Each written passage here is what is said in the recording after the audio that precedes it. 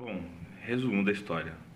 O Lula termina então o segundo mandato dele muito bem avaliado pela população, apesar de dois mandatos terem sido marcados fortemente por denúncias de corrupção.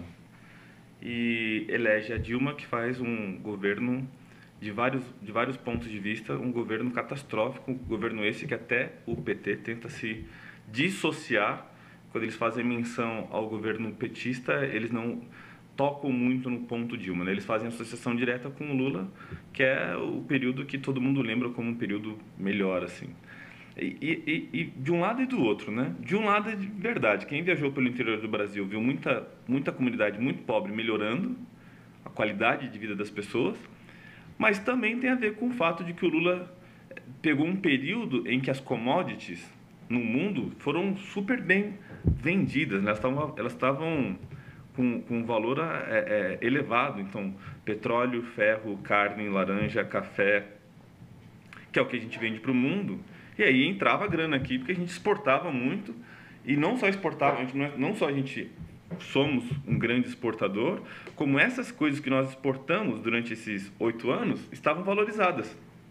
No momento seguinte, quando essas coisas, essas commodities começam a despencar de preço, que foi o período que a Dilma chegou ao poder, a gente teve a pior conjuntura possível, porque a gente tinha uma presidente com incapacidade de articulação política, com incapacidade de ganhar popularidade, com aquelas frases que ela construía de improviso e era só risível mesmo, e um cenário mundial muito ruim. A gente não pode fazer análise política ou tentar fazer algum tipo de análise política sem levar em consideração de jeito nenhum o cenário político mundial.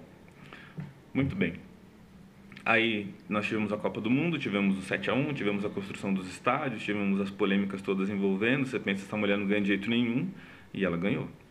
Ela era presidente legítima, mas não era presidente de fato, porque uma parte enorme da população não a aceitava como presidente. E mais, hein?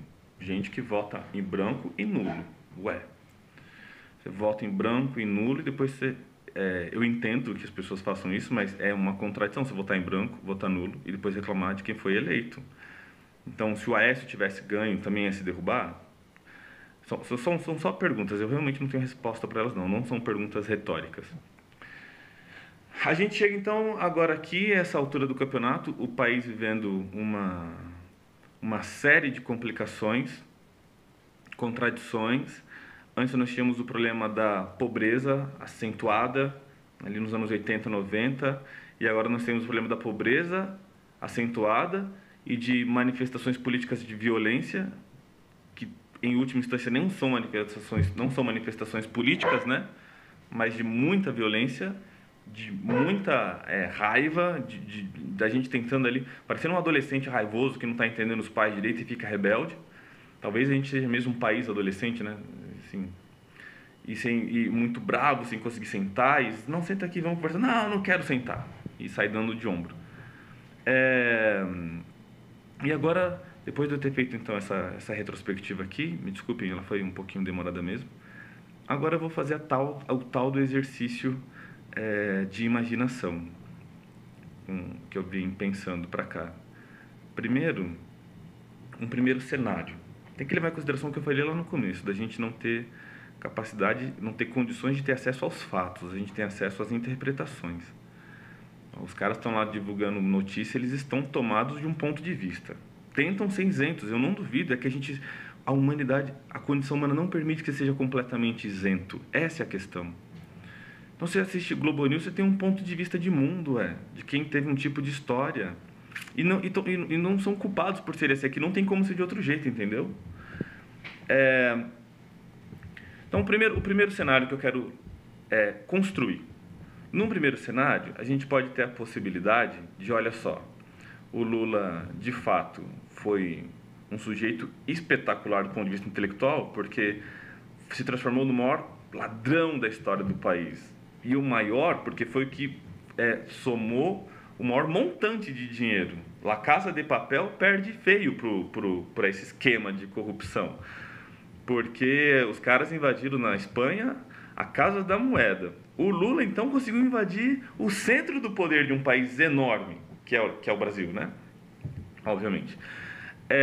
E de lá ficou 8 anos construindo uma teia de poder enorme, e o único vestígio que ele deixou foi uma reforma num sítio e um apartamento no litoral, que você deve ter uns amigos que se esforçarem um pouco dão conta de comprar um igual. E esse foi o vestígio que sobrou para atingir. Então, é um gênio do crime. Um gênio do crime. E essa possibilidade, ela de fato existe. Um sujeito que não passou pelas universidades mais renomadas do mundo e aprendeu a desenvolver um traquejo de mundo, e esse traquejo foi o suficiente para ele dar conta de montar esse esquema todo e ser a grande liderança. Tem gente que vai dizer, não, mas ele foi só manipulado, mas não sei se dá para colar essa, entendeu? De que ele foi só manipulado e no final da história foi o que pegou menos tempo de cadeia e não teve nenhum, até agora não teve que restituir parte nenhuma do patrimônio. Ele tem uma multa para pagar de R$ 1 milhão que ele vai poder recorrer. Mas se você pensa no tamanho do esquema que foi descoberto lá, a grana pesada emprestada através do BNDES para o Joesley e enfim, da Odebrecht e todas as outras grandes empreiteiras, daí o cara sai no final da história tendo todo o Ministério Público atrás dele, a Polícia Federal atrás dele, a televisão, rádio, notícia, todo mundo atrás do cara, e aí você consegue rastrear R$ 7 milhões. Isso não é nada. Então, entendeu? Perto do PIB do Brasil, que é 3,3 trilhões de dólares, 6,6 então, mais ou menos, quase 7 trilhões de reais, esse sujeito esconde dinheiro muito bem. O que é possível, entendeu? Eu sei que é um exercício de construção de quase uma teoria da conspiração, mas você não tem como descartar isso. Esse é o ponto. O fato de eu que estou aqui no todo dia trabalhar, você que está indo todo dia trabalhar, a gente não conseguiu encontrar o motivo dele conseguir fazer isso, é porque você não está lá se dedicando. E ainda se tivesse, como a Polícia Federal estava, também não encontrou evidências para falar, não foi isso que aconteceu, ou foi isso mesmo que aconteceu. Mas vamos tomar isso como uma verdade, então. O Lula foi esse sujeito que, diante da possibilidade de ter sido o maior emblema de moralidade, sabe, concorreu o Nobel da Paz no mundo, preferiu um sítio, grana, mulheres e ser o sujeito mais dissimulado da história da humanidade. Preferiu isso. Bom, acho que esse é um espectro com que todo mundo lidar melhor. Se a gente tomar como verdade tudo o que aconteceu, é nisso que você vai chegar, e acho que é um exercício plausível, visto que os indícios apontam para isso. Agora, aqui, uma diferenciação conceitual, que eu espero ser interessante para vocês. Há uma distinção entre demonstração e prova. A demonstração é um problema da geometria. Ela foi pensada inicialmente por geômetras, tipo Platão. Mas quando você consegue demonstrar geometricamente, ou somente demonstrar, você está dizendo que, partindo do ponto A, ou de uma premissa, você necessariamente obedecendo aquelas leis da lógica, você chegará numa conclusão. E aí você demonstra, por exemplo, o Teorema de Pitágoras. Você acaba de assistir o Teorema de Pitágoras sendo demonstrado, você fala assim, é verdade, C ao quadrado igual a B ao quadrado mais A ao quadrado. Ou o nome que você quiser dar para os catetos e para a hipotenusa. A demonstração, então, é essa exigência de clareza para a razão, não para os sentidos. Não porque eu consigo ver, ouvir, muito menos sentir no meu tato ou me emocionar. O Descartes dizia, né, os sentidos nos enganam. A ciência, ela exige a demonstrabilidade para algo poder ser discutido como ciência. Não as provas. Ela não abre mão das provas, a ciência não abre mão das provas, mas ela exige, antes das provas, a demonstração. É preciso construir um enunciado que racionalmente faça sentido. Porque existem uma série de campos de discussão da ciência que não cabem para os sentidos. O mundo subatômico, por exemplo, é um mundo completamente da matemática. Não é um mundo do ciência, você não vê o que tem dentro de um átomo.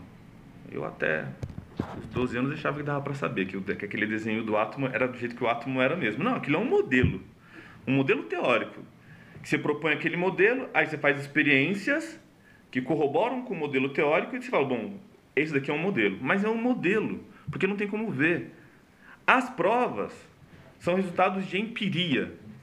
Você, uma vez que tem um teorema muito claro, você demonstrou o teorema. Na sequência, você começa a buscar evidências. Mas a ciência se constrói por demonstração, não por provas. Vou dar o exemplo. Quando Newton fica lá 19 anos preso para escrever o livro Princípio da Filosofia Matemática do Mundo, e ali ele faz a demonstração da teoria da gravidade, o que ele faz é um estudo de geometria muito complexo, que eu não dou conta de explicar, porque eu não dou conta nem de entender, e não tem como provar, num primeiro momento. A prova virá muito tempo depois, quando a gente começa a observar o espaço com os nossos telescópios. Mas o que o Newton oferece não são um conjunto de provas que mostram que todos os corpos se atraem. O que ele faz é demonstrar que, olha, há uma proporção entre a massa dos corpos e a força com que esses corpos atraem outros corpos. Ok? Ora, existem provas que são aceitas pelos tribunais do Brasil, em primeira instância, segunda instância, pelo Sérgio Moro, pelo TRF4, pelo STJ, que aceitaram essas provas como evidências suficientes para poder falar ele é culpado, tem que ser responsabilizado. Mas entenda, as provas são sempre resultados de interpretação. Você precisa ter um sujeito ali com um conjunto teórico na cabeça dele que vai fazer ele interpretar de um jeito ou de outro. Mesmo porque não tem como a justiça agir de outro modo, entendeu? Se a justiça pudesse agir de outro modo, por demonstração, ela não seria uma ciência humana, seria uma ciência exata. E ela não é uma ciência exata. Ela se faz da construção da cultura, ela se faz da construção psicológica, ela se faz de advogações filosóficas, e aí tem a ponderação de quem está fazendo o julgamento. E você torce para que quem está lá com a toga fazendo o julgamento consiga ser o mais isento possível. E isso não significa dizer que as instituições jurídicas no Brasil devam ser condenadas. De novo, é que não dá para ser diferente. Qualquer um que estivesse sentado lá ia ter que lidar com evidências, porque o que seria diferente da evidência? Diferente da evidência seria você ter um olhar tipo de Deus que vê tudo o tempo todo, em todos os lugares. Aí você teria demonstração e não evidência. Mas a gente tem que lidar só com ela, só com as evidências. Dito isso, então, que há uma distância entre prova e demonstração, entre evidência e demonstração, quero ir para o segundo espectro. A possibilidade de que o Lula seja uma grande vítima. E antes de você começar a ficar muito bravo ou a soltar fogos de artifícios, eu não me importo nem com uma coisa nem com a outra. Para mim, vale só a questão do exercício de imaginação. Pensemos nessa outra possibilidade. Lá no primeiro mandato, quando começaram a acontecer as denúncias de corrupção, foi para que se aprovassem leis no Congresso. Então, os deputados recebiam uma caixinha. Os deputados recebiam uma caixinha bem gorda para votar por um conjunto de leis. Aí, nunca foi perguntado o seguinte, que leis foram votadas? Isso foi perguntado, não veio à tona. Que leis foram votadas? Você pagou grana para os caras aprovarem leis. Que leis? Porque se essas leis foram aprovadas a partir de suborno e propina, elas não deveriam voltar? Porque então o que estava em jogo não era o interesse do povo, era o interesse econômico de uma parcela ali dos deputados. Primeira questão. Segunda questão. O dinheiro foi pago para os parlamentares. Saía da mão das empreiteiras, passava pelo PT e ia para a mão dos parlamentares, de vários partidos. Eu fico pensando às vezes, não foi no primeiro mandato que o ProUni foi aprovado, que o Bolsa Família foi aprovado, que outros programas de ordem social foram aprovados? Num exercício de imaginação, será que não é possível que essas leis tenham sido aprovadas e não sofrido rebatimento? Porque as pessoas estavam sendo compradas para aprovar? Ainda nesse exercício de imaginação, fico pensando aqui, conversava muito isso com meu pai. Você está lá sentado. Você chegou no poder. você é o Lula. Supondo que você realmente seja intencionalmente comprometido com uma certa causa. E aí você tem uma bifurcação histórica ali na sua frente que é assim, ó. Ou a gente não vai fazer nada e nunca mais a gente vai chegar no poder, porque a gente demorou para chegar, não fez nada, não vai ser eleito outra vez. Ou a gente coloca um pouco a mão na sujeira, ou coloca muito a mão na sujeira e manda uma galera aí das classes mais baixas para classes mais elevadas de consumo. E aí você fecha um pacto ali com quem está perto de você, o Genuíno, Zé Dirceu, Palocci, sabe lá Deus quem mais, você é o Lula. E aí os caras falam, tá bom, a gente faz, e se estourar a gente assume e deixa você isento. Aí você faz esse pacto de sangue ali, praticamente. E você vai pra frente. E aí você tem essas leis todas sendo aprovadas. Supondo agora que isso foi o que aconteceu, eu estou indo de um extremo para outro. Estou atendendo aqui as duas possibilidades mais distantes. Se foi isso que aconteceu, tanto uma coisa quanto a outra coisa que aconteceu, o que a gente tem agora? A gente tem um presidente da República que ou é, de fato, o maior criminoso da história, e isso inviabiliza ele, e quem estiver perto dele, para ser presidente da República, ou a gente tem um sujeito que quis ser Marte, que optou em algum momento ali por fazer um monte de acordo com o demônio para poder ajudar as pessoas.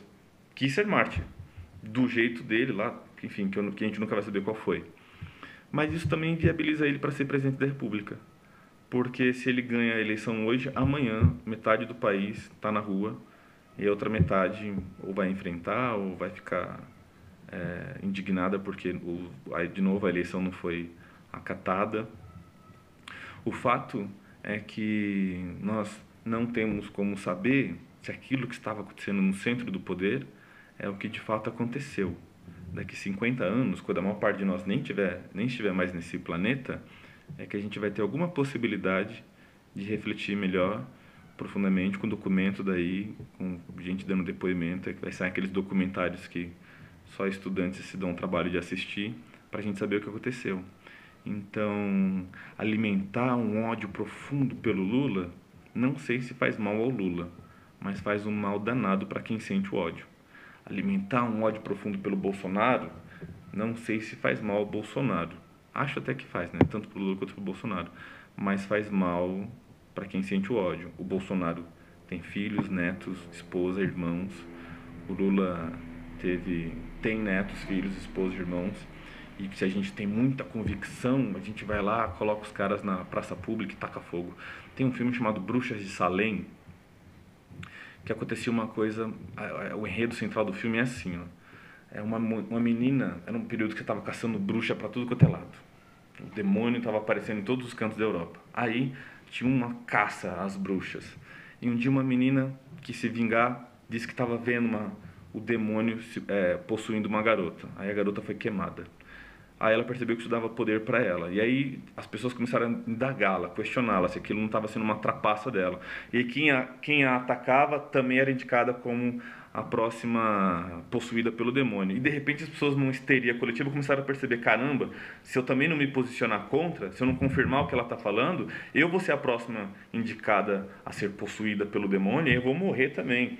E de repente está todo mundo vendo o demônio e não tem ninguém vendo o demônio, mas ninguém pode falar, porque simplesmente questionar indica que você está pactuado com o demônio. Não sei se ficou claro o que eu quis dizer. Mas o resumo da história é que, de repente, questionar a honestidade, né? Ou a desonestidade de alguém de maneira convicta, sem suspensão de sentidos, sem indagações, pode nos levar a cometer injustiças grandiosas, assim. E depois já é tarde, né? Porque daí as pessoas já estão destruídas. Eu não estou fazendo a defesa de ninguém. Estou fazendo a defesa do bom senso. Do bom senso.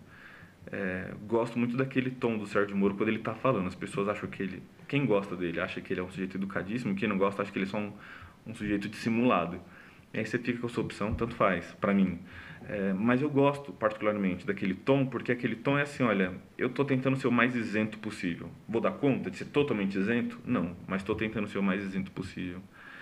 Então, que esse momento de crescimento, de crise que o país tem passado, não nos faça esquecer, não nos deixe esquecer que tem mais gente boa do que gente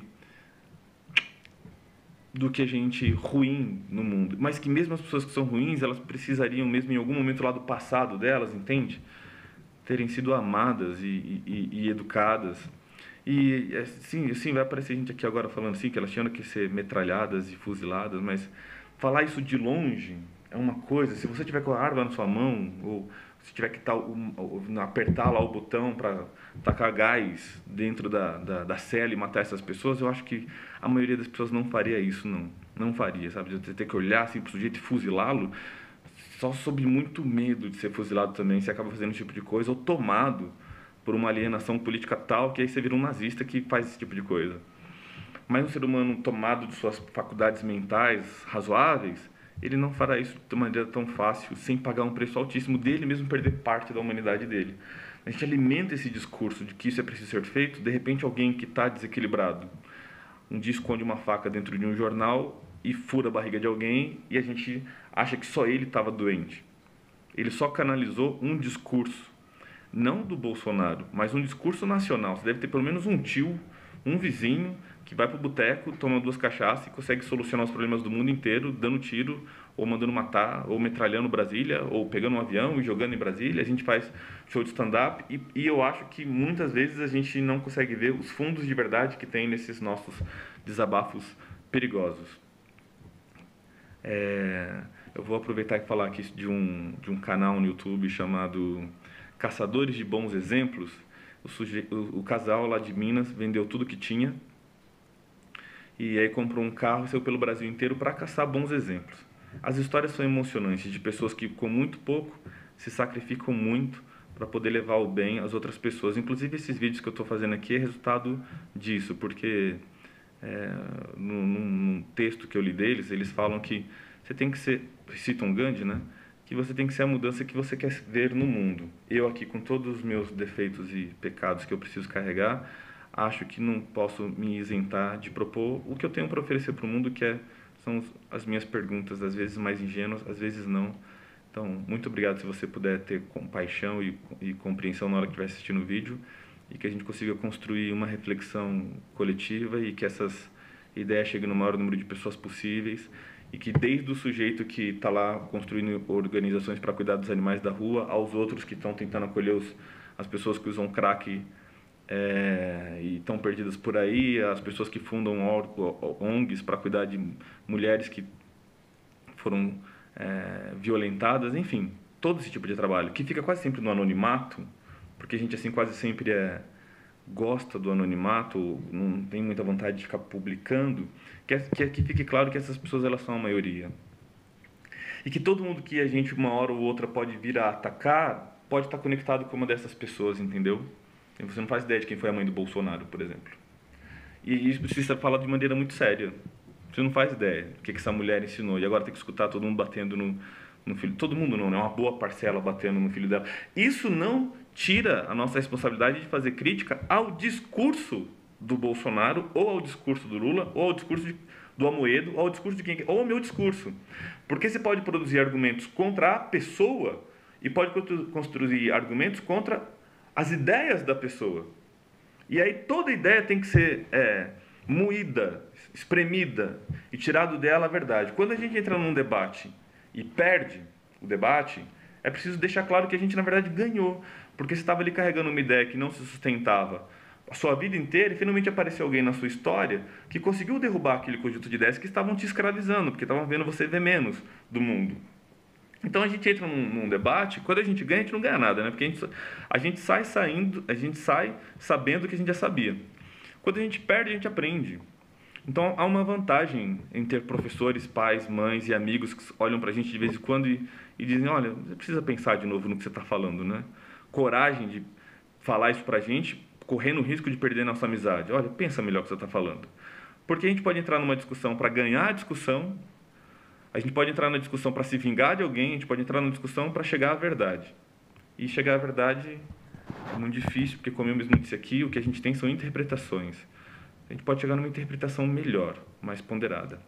Enfim, muito obrigado, que a contribuição tenha sido válida.